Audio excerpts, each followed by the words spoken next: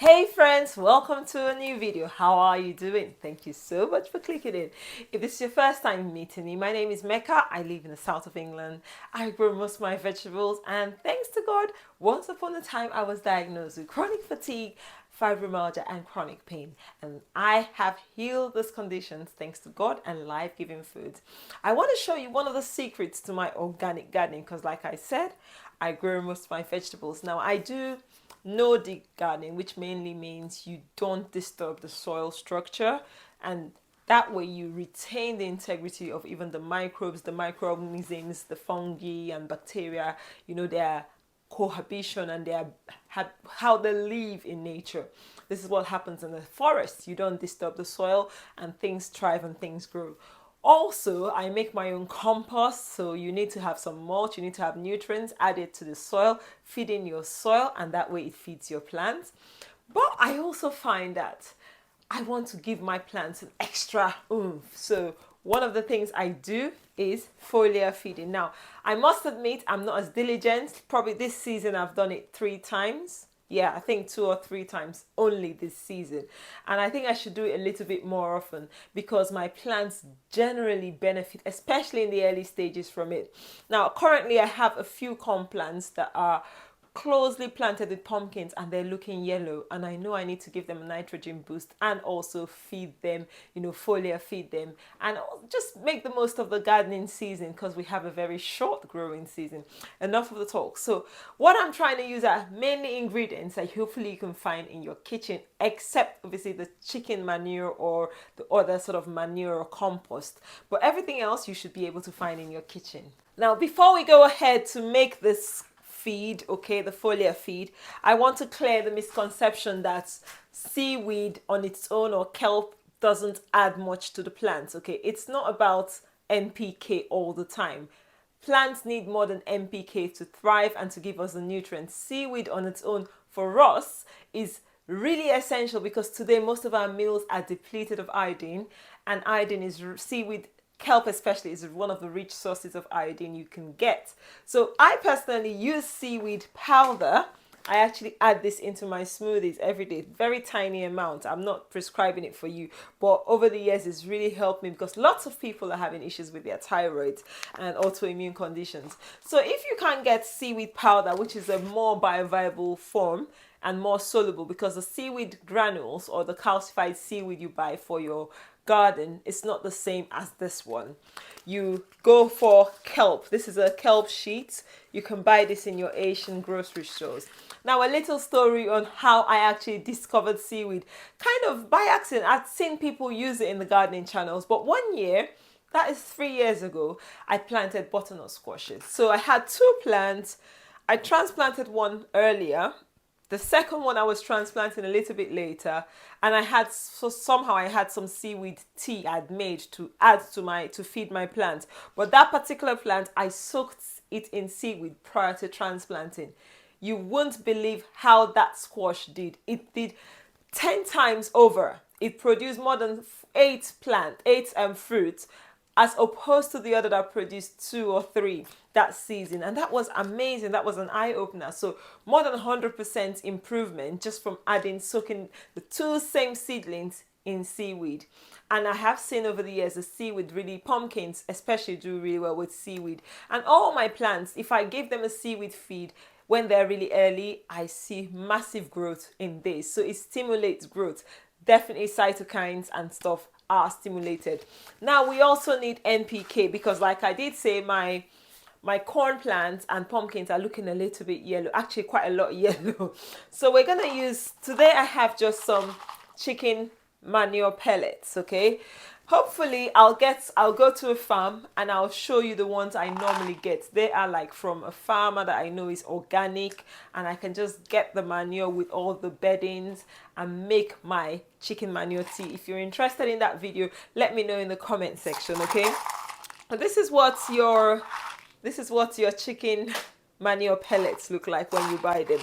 This is entirely optional, but I want to give my plants NPK and high nitrogen, and chicken manure is a very good source of that. The other things you'd need will be some sugar. We need to feed the microbes, mainly the bacteria. Apparently sugar and molasses doesn't really feed the fungi, but seaweed does. It's a good source, and apparently humic acid. I have seaweed, I'm using seaweed, and I also have some blackstrap molasses. So a bit of like 1/3 cup of that and an 1/8 cup of that. No strict measurements. To be honest, I have done this a lot with my warm tea. I make warm casting tea, but my warm farm died last year, so this is how I now make it. We've put the sugar into the water, and I'm going to take an equal amount of my kelp powder.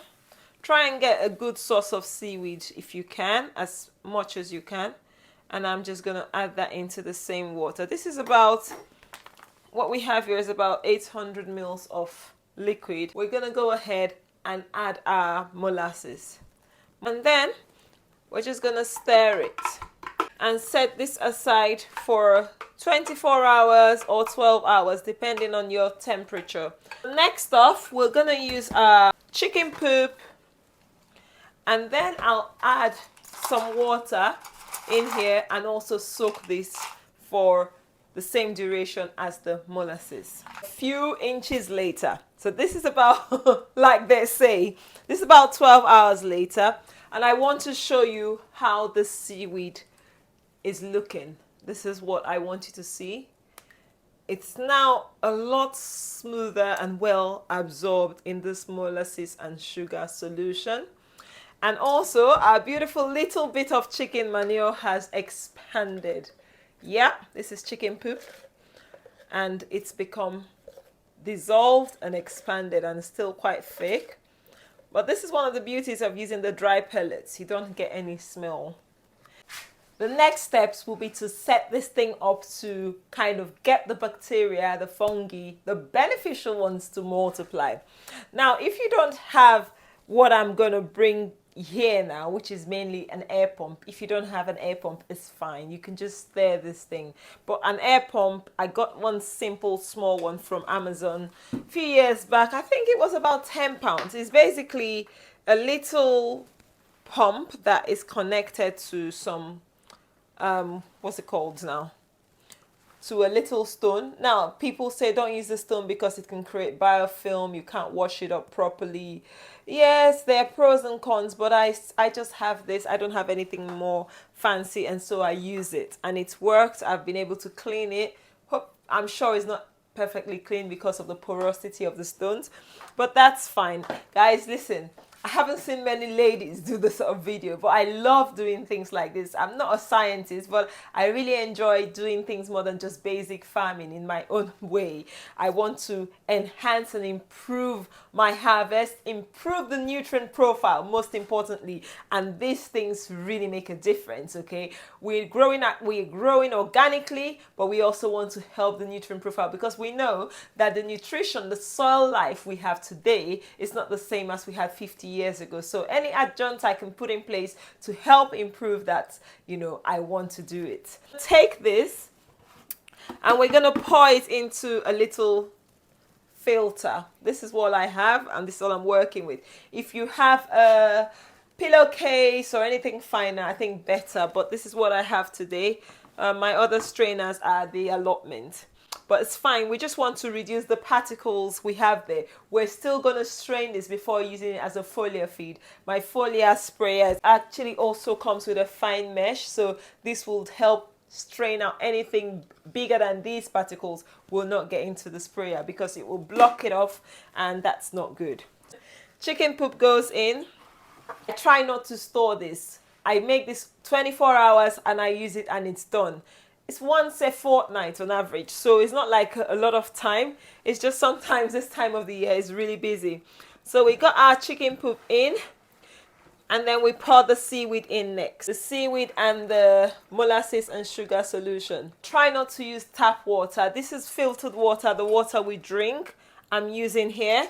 So try and use water that hasn't got chlorine. If you haven't got any other source of water, just leave your water sitting out for about 24 hours. Hopefully the chlorine will evaporate and you can use it, because the microbes at this stage are extremely sensitive and chlorine can actually kill them, because mainly chloride was added to tap water to kill microorganisms that are not beneficial to the health. So they will kill the good and the bad. They're a bit indiscriminate, just like antibiotics. Okay guys, before we go ahead, if you haven't yet, can you kindly click the subscribe button? It does a big deal to me. It helps this channel grow, reach more people, and more people can be encouraged to see that we, and you and I, we can do this. We can grow our own food. We can do things like this that seem a bit more geeky, but they're not as complicated. Okay, so this is what we'll work with. This will do perfectly.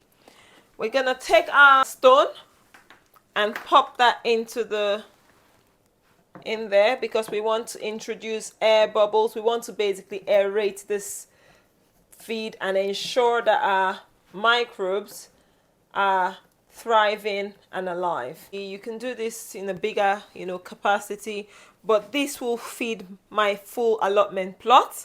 This is plenty and some more. It's actually quite a lot. So I'm happy to use that. So now we turn it on, and this is it. I leave this on now overnight, and tomorrow I will be ready to go ahead and use this as a foliar spray. If you've never done a foliar spray before, now it depends on the concentration you're starting with. Seaweed would not burn your leaves, but chicken manure could burn your leaves because it's high in nitrogen. So I'd normally use like 1 liter to 10 of my compost tea to spray as a foliar feed. I've only used 2 big tablespoons of chicken manure, so it's not a huge amount for a large amount like a whole plot. I won't give you a measurement because I don't know what your concentration is like and how your chicken manure is, the chicken tea, if it's really concentrated to start off with. But this is how I'll do mine. So I'm going to take 1 liter and I'm going to add it to 10 liters. So I'm going to use pretty much this whole lot, which is about 1.5 liters, nearly 2 liters. I'm going to use the whole lot in my sprayer because I'm trying to give this corn plant a big nitrogen boost. Foliar application is meant to help the leaves absorb the nutrients, make the most of also all the beneficial micronutrients there, and stimulate growth. And that's why I do foliar application. It's quicker for the plants to absorb nutrients through their leaves, because they do gas exchange through their leaves, whereas the roots could take a little bit longer, and also the microbes might not be readily available in the root to get the plants to uptake the nutrients that are there. So this helps bridge that gap. The very next morning, I've got a bit of morning voice. This has been bubbling all night long, so it's time to turn it off. When you make this, you don't store it. You've got lots of sediments at the bottom, and that's fine. Remember, it's been bubbling, so it's been mixed properly. We're now at the allotment, and these are the corn plants that I'm targeting. So all year round, I've just used my plant sort of tea that I have a video up on how I've been feeding them. I've done foliar spray only twice. I could do better. So in the growing season of this corn, I've only had foliar feeding twice with my homemade plant tea. And now this is what I'm concerned about. These corn plants are yellowing. Can you see the leaves there? They're not looking as healthy as, for instance, this one or even that one. And that is because we've planted so much pumpkins here. I think it's just overcrowded. Look at this one, is even stunted. The growth is stunted. So we'll go ahead and start our spray. Our sweet potatoes in containers. Give them a boost as well. They look healthy, but these ones are looking a bit nutrient depleted, as you can see, these ones, as opposed to these ones. These ones look really good. So we're gonna just give them a boost on the side. The corns are in tassels, so this is a good time to ensure they have nutrients to give us, good cobs, and nutrient dense cobs as well. As you can see, we kind of overcrowded here. That's one of the reasons we're having this yellowing. I believe it's because the ones inside are a lot greener than these ones. So extra nitrogen is what they need. I believe that's all they need, really. Okay. And we'll do some to the tomatoes here. looking so good. Look at the amount of fruit here. This is from using all organic methods. Look at this fruit ripening. So we're just gonna spray ripening nicely. We've come to our final bed. This is our brassica cage. These cauliflowers are doing amazingly well. And this is all down to the organic gardening practices. So if you look here, we've got no dig. I've got, look at worms all over the place. Can you see? This is just on the surface. You can imagine what's down there. Homemade compost, little or no weeds. I haven't opened this in weeks. Little to no weeds. This was put in just over 2 weeks ago, and it's coming up. And the cauliflowers are doing beautifully. So to be fair, when you do this, you don't necessarily need to spray.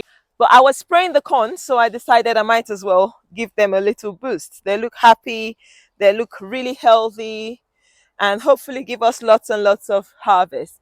And the mesh, the netting is necessary for the cabbage white butterfly, otherwise we'll have annihilation. Anyway, thank you. If you've watched this video to this point, has it added value to you? It's not as complicated. Guys, it is a bit of an extra coming to spray, but you do this once every 2 weeks on average. You have really, really healthy plants. Thank you so much for watching. If you've enjoyed the video, please give a thumbs up. If you haven't yet, kindly subscribe, join the family. Let's grow together. Let's also reach other people. Let them know it's possible to grow your own food like this in the UK or wherever you are, and you enjoy bountiful, nutrient-dense foods that will heal your body and also heal the planet and heal our world. Anyway, until next time, I hope to see you in another video. Bye.